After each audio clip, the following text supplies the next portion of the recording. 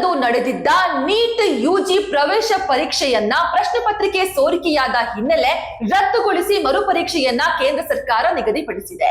ಆದ್ರೆ ಇದು ಕೇವಲ ಪರೀಕ್ಷೆ ರದ್ದತಿಯಲ್ಲ, ನಮ್ಮ ದೇಶದ ಶಿಕ್ಷಣ ವ್ಯವಸ್ಥೆಯ ಸೋಲು ಅಂತಾನೆ ಹೇಳ್ಬಹುದು. ಅಲ್ಲ, ಈ ಕೇಂದ್ರ ಸರ್ಕಾರ ಪರೀಕ್ಷೆ ಆರಂಭ ಆಗೋದಕ್ಕೂ ಮುನ್ನ ಎಐ ಕ್ಯಾಮೆರಾಗಳನ್ನ ಅಳವಡಿಸಿದ್ದೀವಿ, ಪ್ರಶ್ನೆ ಪತ್ರಿಕೆಗಳಿಗೆ GPS ಟ್ರ್ಯಾಕ್ ನ ಅಳವಡಿಸಿದ್ದೀವಿ, 20 ರಿಂದ 30 ಸಾವಿರ CCTVಗಳನ್ನ ಅಳವಡಿಸಿದ್ದೀವಿ ಅಂತ ಬಿಲ್ಡಪ್ ಕೊಡ್ತಾ ಇತ್ತು. ಇಷ್ಟೆಲ್ಲ ಇದ್ರೂ ಕೂಡ ಈ ಪ್ರಶ್ನೆ ಪತ್ರಿಕೆ ಹೇಗೆ ಸೋರಿಕೆಯಾಯಿತು? ನಿಜಕ್ಕೂ ಕೂಡ ನಮ್ಮ ಶಿಕ್ಷಣ ವ್ಯವಸ್ಥೆಯನ್ನ ನೆನೆಸಿಕೊಂಡ್ರೆ ಜಿಗುಪ್ಸೆ ಬರುತ್ತೆ. ರಾಜಸ್ಥಾನದಲ್ಲಿ ಪರೀಕ್ಷೆಗೂ ಮುನ್ನ ಗೆಸ್ ಪೇಪರ್ ಹೆಸರಿನಲ್ಲಿ ಪ್ರಶ್ನೆ ಪತ್ರಿಕೆ ಸೋಷಿಯಲ್ ಮೀಡಿಯಾ ಹಾಗೂ ವಾಟ್ಸ್ಆಪ್ ನಲ್ಲಿ ಹರಿದಾಡಿತ್ತು. ಪರೀಕ್ಷೆ ಮುಗಿದ ಮೇಲೆ ನೋಡಿದ್ರೆ ಆ ಪೇಪರ್ ನಲ್ಲಿದ್ದ ಬರೋಬ್ಬರಿ 120 ಪ್ರಶ್ನೆಗಳು ಅಸಲಿ ಪರೀಕ್ಷೆಯಲ್ಲೂ ಕೂಡ ಬಂದಿದ್ವು. ಅಂದ್ರೆ ಪರೀಕ್ಷೆಗೂ ಮೊದಲೇ ಪ್ರಶ್ನೆಗಳು ಸೋರಿಕೆಯಾಗಿದ್ವು. ಇಂತಹ ಪ್ರಕರಣಗಳು ನಮ್ಮ ದೇಶದಲ್ಲಿ ಇದೇ ಮೊದಲಲ್ಲ.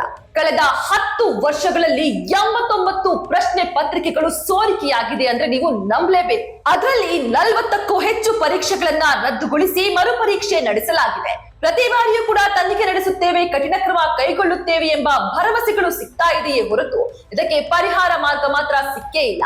ಇನ್ನು ಇದರ ವಿರುದ್ಧ ವಾಗ್ದಾಳಿಯನ್ನ ನಡೆಸಿರುವ ರಾಹುಲ್ ಗಾಂಧಿ, ಯುವ ಜನರ ಭವಿಷ್ಯದ ವಿರುದ್ಧದ ಅಪರಾಧ ಇದು. ಭ್ರಷ್ಟ ಬಿಜೆಪಿಯಿಂದ 22 ಲಕ್ಷ ವಿದ್ಯಾರ್ಥಿಗಳ ಪರಿಶ್ರಮ, ತ್ಯಾಗ, ಕನಸುಗಳು ನುಚ್ಚು ನೂರಾಗಿದೆ ಎಂದಿದ್ದಾರೆ. ಈ ಪ್ರಕರಣವನ್ನ ಸದ್ಯ ಸಿಬಿಐ ತನಿಖೆಗೆ ಒಪ್ಪಿಸಲಾಗಿದೆ. ಆದ್ರೆ ಕಷ್ಟಪಟ್ಟು ಓದಿದ 22 ಲಕ್ಷಕ್ಕೂ ಹೆಚ್ಚಿನ ವಿದ್ಯಾರ್ಥಿಗಳ ಭವಿಷ್ಯ ಏನಾಗ್ಬೇಕು ಹೇಳಿ? ಆದ್ರೆ ಹಣ ಕೊಟ್ಟವರಿಗೆ ಮೊದಲೇ ಪೇಪರ್ ಸಿಕ್ಕಿದ್ರೆ ಪ್ರಾಮಾಣಿಕವಾಗಿ ಓದಿದವರಿಗೆ ಸೀಟು ಸಿಗೋದಾದ್ರೂ ಹೇಗೆ? ಪರೀಕ್ಷೆ ರದ್ದಾಗಿರೋದ್ರಿಂದ ಮತ್ತೆ ಮರುಪರೀಕ್ಷೆ ಬರೀಬೇಕು. ಇದರಿಂದ ವಿದ್ಯಾರ್ಥಿಗಳು ಮತ್ತೆ ಓದ್ಬೇಕು. ಹೆತ್ತವರು ಕಟ್ಟಿದ ಕೋಚಿಂಗ್ ಫೀಸ್ ಎಲ್ಲವೂ ಕೂಡ ವ್ಯರ್ಥವಾಗಿದೆ. ಇದರಿಂದ ವಿದ್ಯಾರ್ಥಿಗಳಿಗೆ ಮಾನಸಿಕ ಒತ್ತಡ ಆಗಲಿದೆ. ಇನ್ಮೇಲಾದ್ರೂ ಕೂಡ ಈ ತಪ್ಪನ್ನ ಮಾಡಿದವರಿಗೆ ಕಠಿಣ ಶಿಕ್ಷೆಯನ್ನ ನೀಡಿ ಮುಂದಿನ ದಿನಗಳಲ್ಲಿ ಈ ರೀತಿಯ ಪ್ರಕರಣಗಳು ಮುನ್ನೆಲೆಗೆ ಬಾರದಂತೆ ಕೇಂದ್ರ ಸರ್ಕಾರ ಎಚ್ಚರ ವಹಿಸಬೇಕಾಗಿದೆ. ಇದಾಗಿತ್ತು ಇವತ್ತಿನ ಟ್ರೆಂಡಿಂಗ್ ನ್ಯೂಸ್. ಬದಲಾವಣೆಯ ಹಾದಿಗಾಗಿ ನೋಡ್ತಾ ಇರಿ ವಿಜಯ ಟೈಮ್ಸ್.